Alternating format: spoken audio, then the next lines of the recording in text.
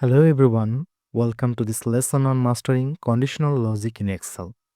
In this video, we'll explore how we can automate decision making using Excel's most powerful conditional functions like if, ifs, and, or, if error, or function like this. By the end of this session, you will be able to apply this function in real application scenario, making your Excel skills more efficient and professional. So let's get started. We'll be starting with a student grade and performance data table. Here we have a student name, ID, their three subjects marks.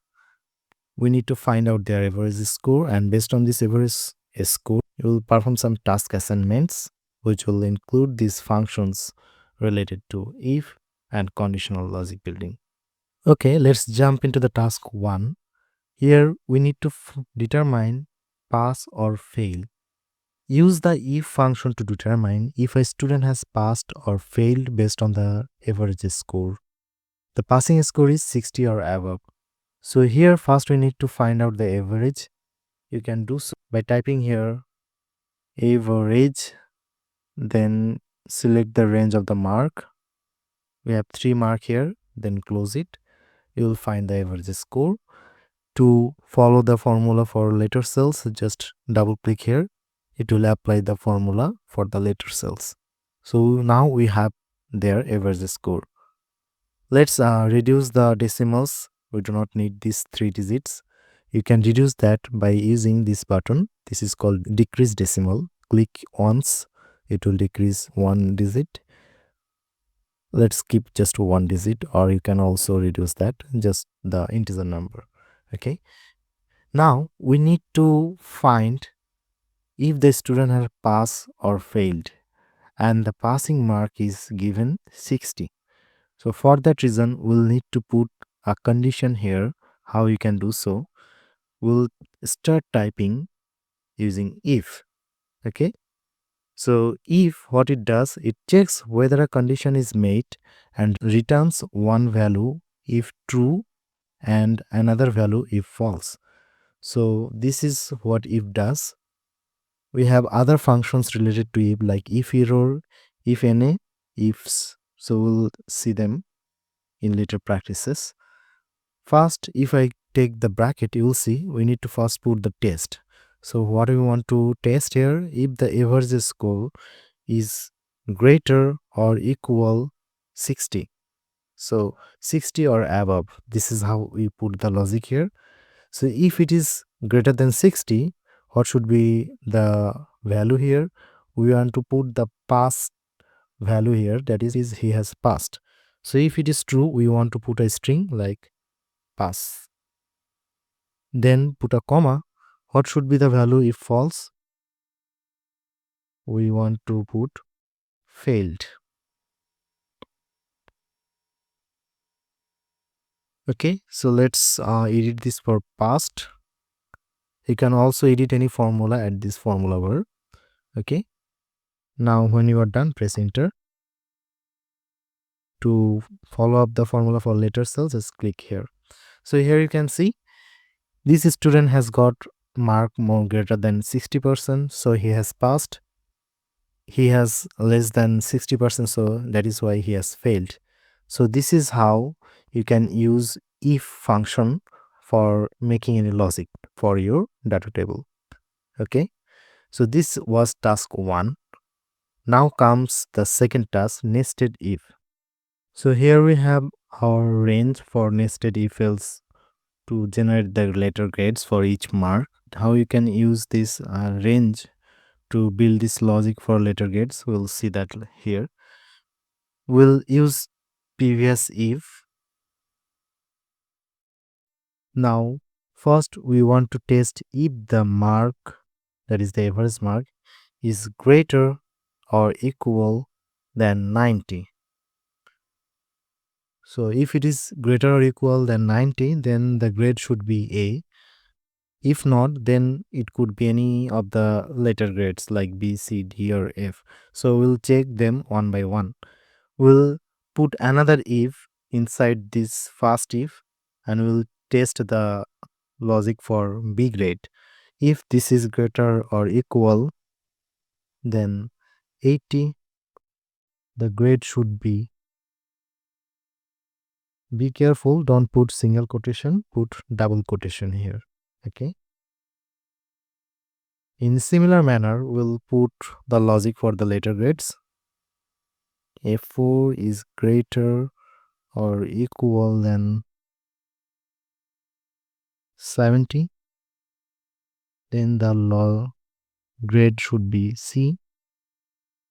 If F6 is greater or equal 60, then the grade should be D. If it is not A or B or C or D, any of the above grade, then it is obviously it will be F. So for false value, here we'll put F. Now let's close the bracket one by one. The first closing is for F6 greater than 60, then greater than 70, then greater than 80, then greater than 90. So this way we should properly close the bracket, then press enter. You'll see the grade for 84, which is in between 89 to 80, will get B. Now to apply this formula, just double click here and it will apply the formula for later cells. So this is how we can use nested if to calculate the formula for the later grade. Let me show you another way of doing the same logical operation or logical formulation. We'll not use nested if, rather we'll use ifs. So how we can do so? I'll be deleting this formula from here. Now click here and type ifs. So what does ifs does? Checks whether one or more conditions are met and returns a value corresponding to the first true condition. If I type F6, whether F6 is greater or equal than 90, then what should be the true value? The true value is, it would be letter grade A. Then if it is not, then comes the second test, whether F6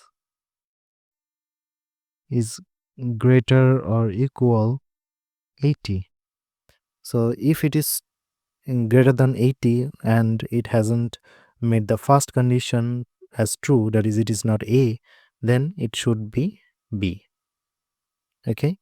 Again, if it is not A and B, then it will come to third logical test.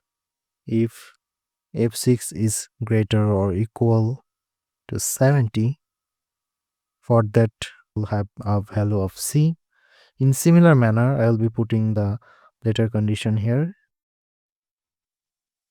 60 will have D, and the last condition, if F6 is less than 60,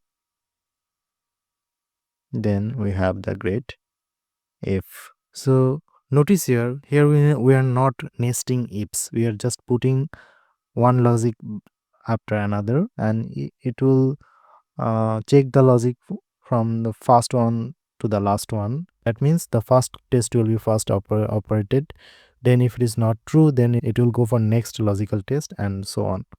Now if I press enter, you'll see it will have the same effect or same if else operation. So this is how we can replace the nested if else function using the ifs. So ifs function also do the similar operation as nested if, and it is better, and it is less messier. It has simple two brackets. We have a little correction here. Here come up at this formula bar and correct it that F6 is greater or equal than 60. And now again copy this formula for later cells. Now the formula is perfect. Now comes the task 3. Here we need to find the eligibility for scholarship for any student, and the conditions for this eligibility is if the average score is 80 or above and if they have passed. So these are the two conditions. If these two conditions are met, then he will be eligible, otherwise not eligible. So let's do this. We'll come up here, start typing if, then within this if the logical test will be combination of these two tests. Okay, so we'll use and, as both of the tests must be true for getting the scholarship eligibility. So first, this average score, this must be greater or equal than 80, then comma, then comes the next logical test. The grade of pass or fail must be equal to passed. So if both of these two logical test is true, then the whole test will be true and then he or she will be eligible. Eligible. Otherwise, he or she will not be eligible. Now if I close the bracket, you'll see if I drag it down. So this student, his average score is less than 80% and he has also failed. So he's not eligible. Let's say by any mean I am just for demonstration purpose I am taking this value, I am making it passed. So although he has passed the course or passed the result, but his score is less than 80%. So again, as there is an and condition for this operation, it will not get eligible. So let's fix it again as it was in previous. So this is how we can use and or operation for our scholarship eligibility. Let's say just for demonstration, if any student gets 80% mark in any of the subject, he will get eligible for a scholarship. How will you tackle that condition? How will you build the logic for that? So it's pretty simple. Let's delete this. For that we'll be using if. Within this or, we'll type the first subject, it must be greater or equal to 80, or the second subject, it must be greater or equal 80. Then the third subject, it must be greater or equal 80. If any of the three subject he obtains greater mark than 80, he will be eligible for a scholarship. If this is the condition, then see, you can build the logic this way. Okay, now let's close the bracket. Now if I drag it down, you see he in three subject, not a single subject he has obtained greater than 80%. If I change this to 82, then see, he is eligible. This way you can combine and operation or operation with if. Now comes the fourth task, that is count if function. Use the count if function to count how many students have passed. So we'll be counting that here. The way we do this formula, we use count if. So not only count, we'll use count if. And here you can see the hints for this function. Counts the number of cells within a range that meet the given condition. So count equal to count if, then we'll choose the range. So we'll select this range. Then what is the criteria? The criteria is, we'll put a string here. So within this range, how many cell contains this passed value? So if you now press enter, you'll see 1, 2, 3, 4. 4 students have passed the exam. Similar way, if you want to find how many students have failed, you can do so using the same count if. Then we'll choose the range. Then we'll put the text here that we want to find. If I now close it, you'll see within the range we have only a student that has failed. Now let's change the values. Let's say this is 0. You see, instantly the value has changed and dynamically this data has been updated. So this is how we can use county function. Now comes the last task, that is how to use if error function if there is any error in our calculation. Let's do some modification in our table. We'll use an average formula using custom sum option. Let's say you are summing this value using this sum and you need to divide by the number of subject. Here we have 3. So let's say if you divide by 3, then it's okay. But let's say by mistake you have put 0 here. So obviously you cannot divide anything by 0, and while you calculate something like this, you will have error. Okay? So how to handle error like this and show some customized message or put some operations when error occurs. You can do so. I will be wrapping this sum within a if error function.